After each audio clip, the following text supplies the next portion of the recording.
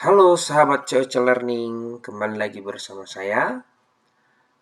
Kita masih di materi Microsoft Word, kita masuk ke part 2, materi kolom atau sering disebut dengan kolom koran. Oke, baik.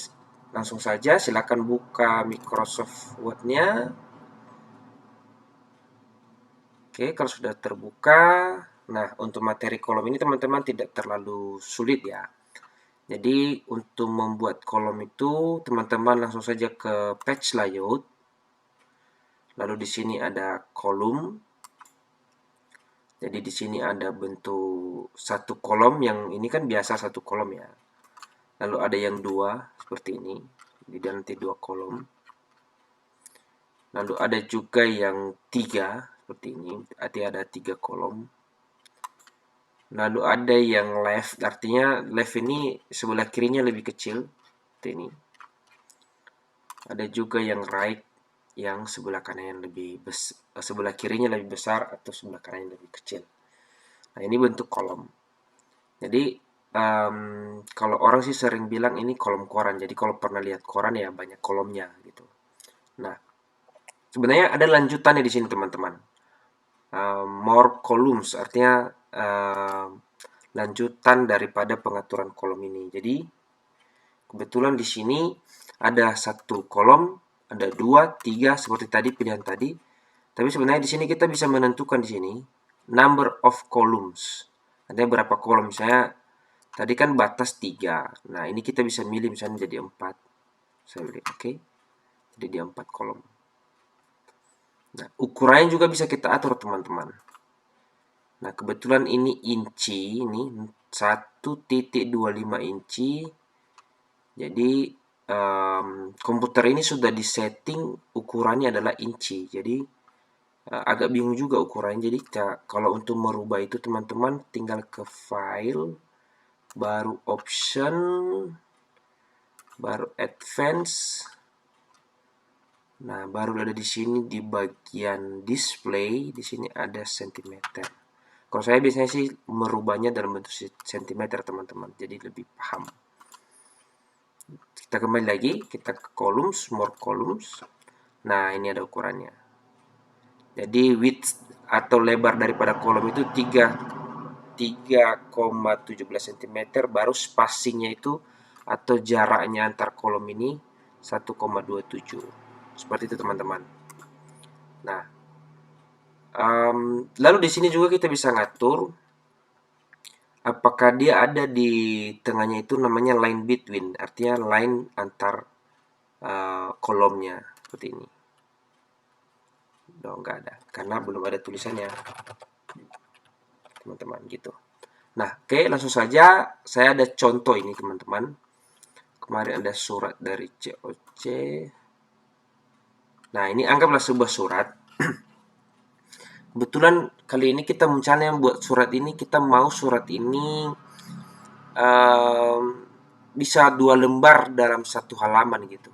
Satu lembar kertas tapi surat bisa buat 2. Nah, biasanya kalau begini kan kita bisa memanfaatkan namanya kolom tadi teman-teman. Jadi misalnya gini, kita pack layout.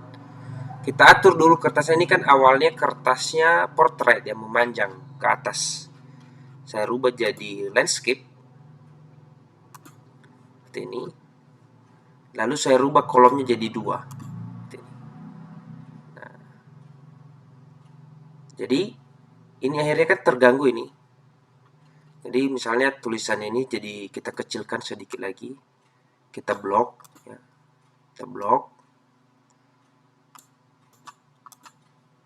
Lalu kita kecilkan secara otomatis.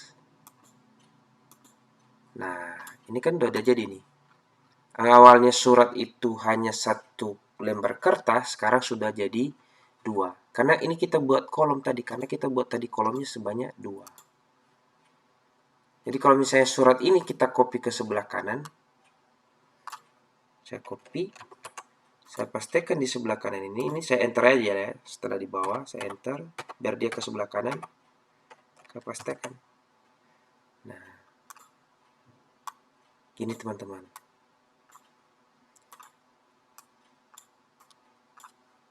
Kalau mau ngatur jaraknya seperti tadi, saya bilang tinggal more columns. Lalu misalnya spasinya jadi 2 cm kita kasih. Lalu line between atau garis di tengah-tengah. Nah, artinya kalau nanti misalnya surat ini, anggap ini bukan, ini tidak untuk surat resmi ya teman-teman. Mungkin surat undangan di lingkungan, surat undangan apa ya, misalnya pertemuan yang tidak terlalu formal, maka ini tinggal dipotong jadi lebih hemat. Gitu. Itu fungsi kolomnya. Jadi kebanyakan sih keseringan untuk kolom ini dipakai begini. Yang awalnya kertasnya satu lembar, jadi bisa dipotong. Nanti tinggal pakai gunting aja, nanti potong ini yang ada garis tengah ini tadi. Nah, seperti itu. Nah, tapi ini saya kaitkan juga dengan materi sebelumnya yang indentasi, teman-teman. Jadi di sini kan suratnya jadi kacau.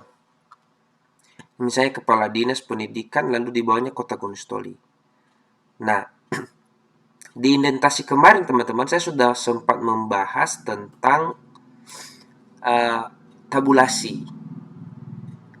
Nah, enaknya sudah pakai tabulasi itu teman-teman. Ini tinggal kita blok yang ini yang sudah berantakan ini. Kan harusnya kan kepala dinas ini kan jangan turun ke bawah ya. Jadi ini tinggal kita blok seperti ini. Lalu di atas ini kan ada tabulasi ini. Left tab kita pakai, berarti tinggal kita geser ke sini. Maka dia akan pindah. Tuh ya teman-teman ya. Kalau ini masih kurang, kan nggak mungkin, misalnya bisa juga ini kita kecilkan misalnya tulisannya. Nah, jadi muat. Jadi dia otomatis rapi teman-teman. Itu hebatnya kalau kita pakai tabulasi. Sama kayak di sebelah kanan juga ini. Ini tinggal, tadi kan kita kecilkan dulu hurufnya, baru tabulasinya kita geser. Jadi merapikannya jauh lebih cepat. Misalnya ini kan ada titik duanya yang jauh-jauh kali nih. Karena tadi kan pengaruh kita sudah kecilkan hurufnya ya. Maka ini tinggal kita blok. Ini tinggal kita geser. Nah, jadi di materi kolom sekali ini saya kasih juga materi yang kemarin saya kaitkan ya. Manfaat daripada penggunaan tabulasi. Jadi macam ini tinggal blok aja ini. Kita pindahkan aja deh di sini. Yang ini left tab ini kan semua ini. Oke. Begitu juga dengan ini. Oh, ini kemarin pakai ini. Kita backspace aja ini. Sorry. Tetap di sini. Tinggal kita geser sedikit aja di sini. Nah, sebenarnya kalau udah jadi satu, yang ngapain ngerjain satunya lagi kan sama. Tinggal udah ini udah jadi, kita copy aja ini. Kopinya klik kanan ya, copy, baru kita pastikan ke bawah. Nah itu. Jadi ini juga sering dipakai sih kalau yang di gereja atau di manalah pertemuan yang tidak terlalu resmi, sehingga kertas itu lebih hemat ya. Ini untuk pembuatan kolom.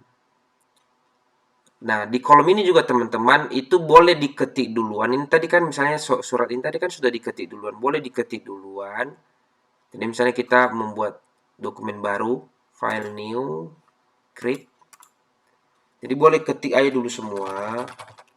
Mulai seperti ini.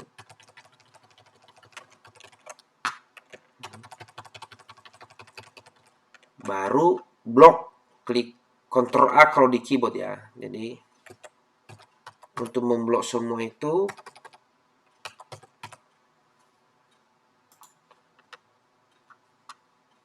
Ctrl A ya teman-teman. Ini memblok semua ini Ctrl A ya. Nah, gitu. Baru bisa text layout, baru kita mau kolomnya berapa, misalnya 3. Seperti ini. Kalau saya copy lagi ini, saya pastikan di bawahnya. Nah, boleh jadi 3. Kalau kolom sih tidak terlalu susah ya.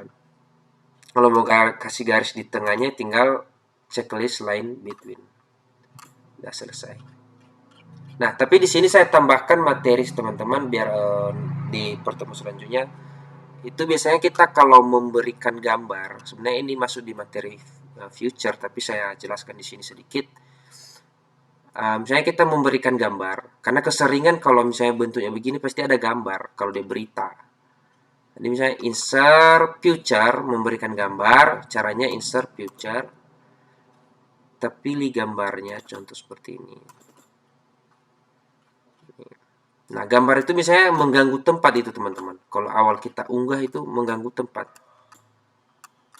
Jadi gambar ini kita harus ngedit. Caranya di mana? Intinya, saya sudah jelaskan di awal, kalau sudah ada namanya future atau dari insert ini, kalau sudah kita klik future-nya, misalnya ini adalah gambar future, maka muncul menu format. Artinya di menu format ini kita edit. Nah, di sini kita buat text wrapping. Text wrapping ini artinya fungsinya apa? Misalnya gambar ini kita letakkan di atas. Maka gambar ini bebas dipindahkan kemana-mana. Bebas kita ngatur dia gitu. Atau misalnya gambar ini kita buat dia jadi behind of text, maka dia di belakang teks. Atau dia di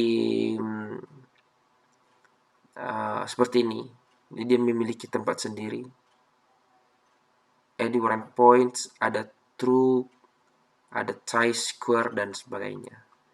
Jadi intinya kalau ada teman-teman mau nyisipkan gambar di dalam Microsoft Word itu, maka harus diformat dulu, baru text wrap teksnya, baru misalnya saya pilih yang in front of text, sehingga dia bisa dipindahkan.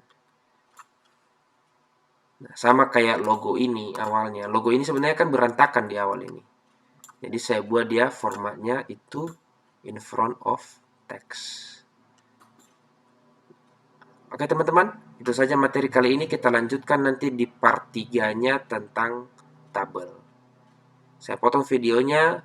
Sampai jumpa di tutorial part 3. Terima kasih.